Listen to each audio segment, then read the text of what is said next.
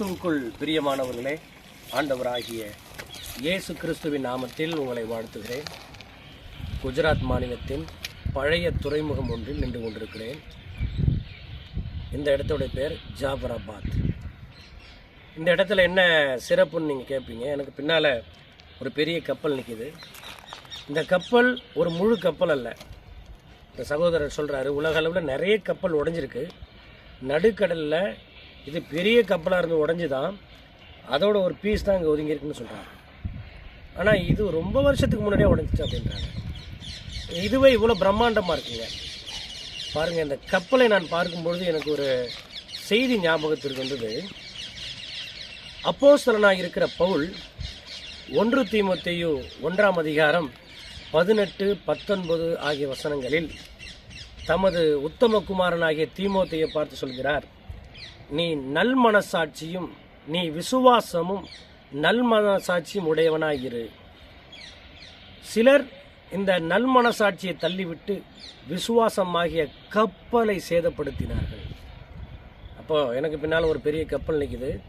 எவ்வளோ பிரம்மாண்டமாக இருக்குது.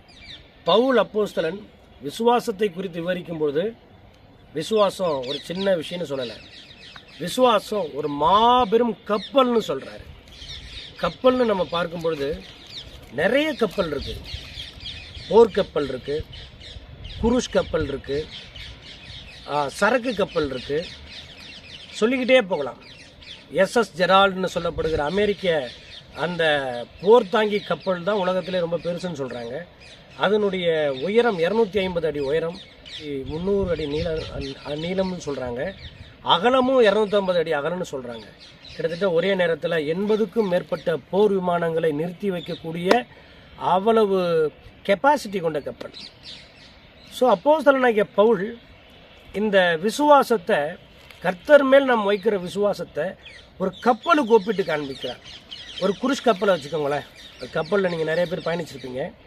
அதில் எல்லாமே இருக்கும். உதாரணத்துக்கு உணவகம் இருக்கும், அதில் தங்குறதுக்கு ஒரு ஹோட்டல் மாதிரி ஒரு ரூம் இருக்கும், அதோட விளையாட்டு மைதானம் இருக்கும், ஸ்விம்மிங் பூல் இருக்கும், கிச்சன் இருக்கும்.